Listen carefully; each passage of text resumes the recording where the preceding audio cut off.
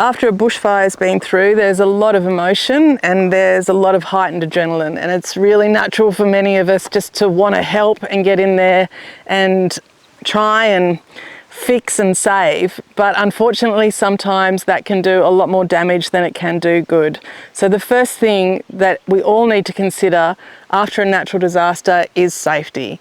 In terms of your own safety, don't ever enter an active fire ground unless you have the permission or the training to do so.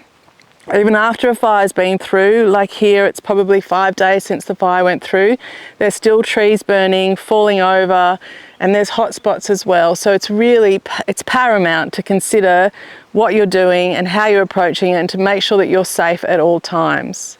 In terms of wildlife and their safety, most of them are hugely distressed, and also if they're injured, they're going to be in a heightened state. So don't ever approach wildlife to try and help them if you're not trained and you don't know how to do that.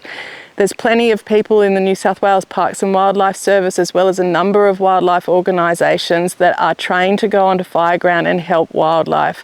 So contact them and ask them to do what you want to do yourself.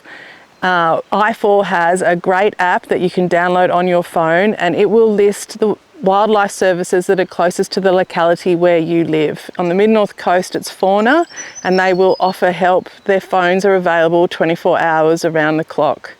Also, if you're living on a rural property, you have to consider your livestock and your domestic pets in terms of putting out food, water and making habitats for wildlife, but I'll talk about that a bit later on.